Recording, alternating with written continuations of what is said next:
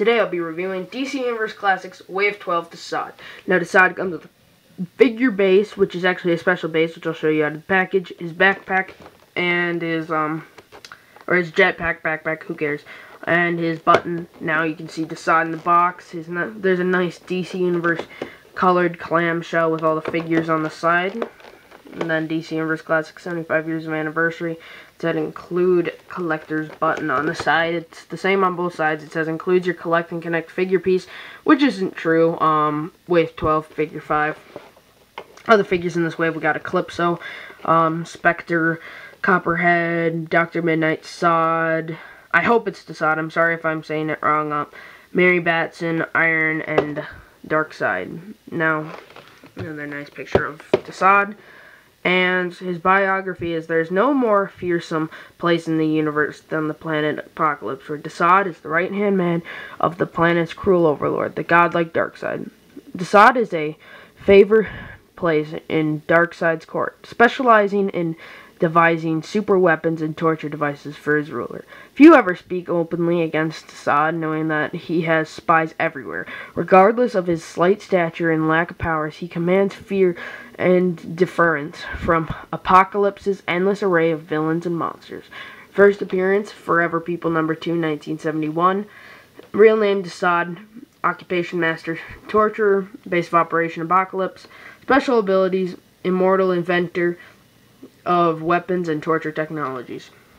And of course, as I said earlier, makes Darkseid, who I'm really excited to complete. A little sad this guy didn't come with a collect and connect piece, because he isn't one of my most favorite looking figures, but we'll see. Now let's get DeSaad out of box. Now here's DeSaad out of box, and I honestly didn't think I'd like DeSaad too much, but he's actually a pretty good figure. Let me show off but his accessories first.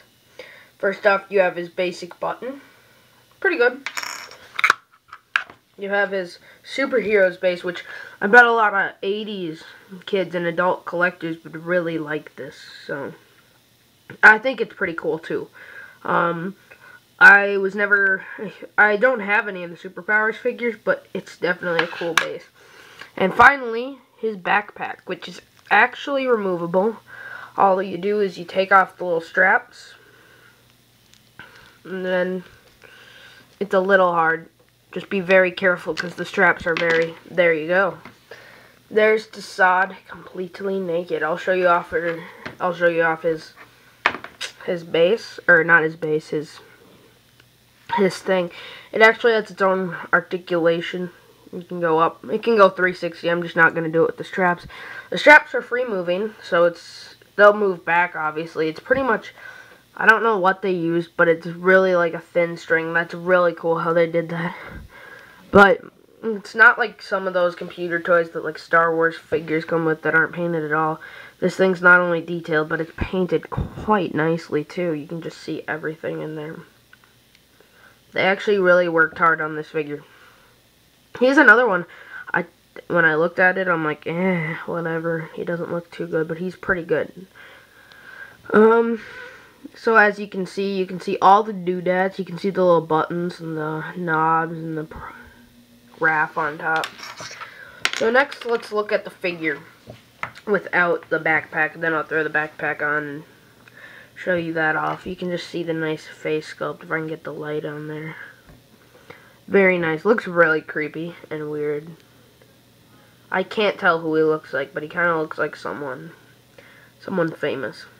You can see all the creases. Not much shading on this guy, but you really don't need it. How they designed the figure, just the air will shape itself. But the hood is nicely done, so if you're using some sort of thing, if you want to make a figure who's in like a cult or something, and he's just some crazy man, you can do that. But I wouldn't advise it, because that would be really dumb. Also, look at those leather straps. I mean, DC Universe Classics does great on those. I'm sorry. You can just see. It looks like real leather. It's really quite cool, and it kind of looks like bronze. You can see down there. All of his articulation is still there. And also, if you're wondering if they took out the ab crunch, you can't see it down there, definitely. But, yeah, it's still there. And also, look at his hands and stuff. His hands just look really nice, actually. They look like they worked hard on everything. So that's very nice with this figure. Not to mention with all this thing. The coloring's nice. There's not much to color, but shading would have helped, but there's not much to it. In fact, I'll keep this off for one more minute for articulation. Head is on a ball joint, which is completely unhindered. I think it should be hindered going back if the backpack's on. But otherwise, arm swings up, bends at the upper elbow, twists at the upper arm, bends at the elbow, twists at the hand. He has an abdomen crunch, which actually is somewhat functional, but it more moves the whole body. The twist is either not function. I think the twist is actually glued over to put his little bottom apron on, but it's soft rubber on this, so you can bend it way back, twist it forward only so much, and a foot joint, but it has like an over leg twist, and it can swing out, but not too well, so the articulation's all there. It's just so much of it's hindered by the costume, and honestly, I just kind of want to have him in like that kind of like it's apocalypse pose. Yes, I am Dobby. Just kidding. But, you know. So let's throw on the backpack one more time and show you that. Of course, the backpack's harder to get on than it is off. You just gotta force it, unfortunately. Also, there's a little paint scratch up top, but that you'll usually get a little extra plastic with your figure, or scratch plastic or something, so oops. Gotta be very careful, so there you go. Now I'll just try and straighten up his backpack thing. There you go. And the straps all fit in very well. Everything's completely functional. Oh, this one's caught. There you go. Try and put it under there. And one more time. So that's the figure all together.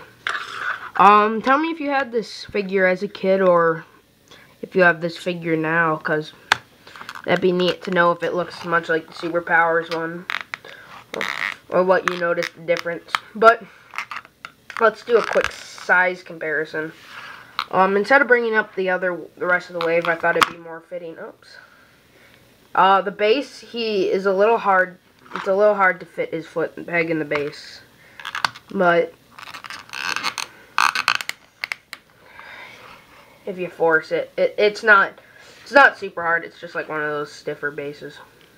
So there are the two figures, Mantis and him together. I wish I had Steppenwolf. That'd be so cool. And you can definitely get the retro feel from this guy more so than the other guy. Honestly, I don't know. If you're a Darkseid or a Superman fan, you might want to have him just to like go with your Darkseid. But if you're a New Gods fan, you're definitely going to have it. Or if you like this wave, even though it doesn't have a base, which makes this guy optional, which is nice. But if you're collecting this wave for Darkseid, definitely get this guy, because these two could stand by Darkseid or something. Darkseid could be back up here. So they'd look nice together on a display. So overall, I'll give DeSaad a 7 out of 10. I'm really excited about his accessories and stuff. I'm happy they didn't pretty much just get rid of all of his articulation to make him look good, and he still looks great. So overall, not one of my favorite characters, but definitely a great figure and one that you really want to have. And that's all for today, guys.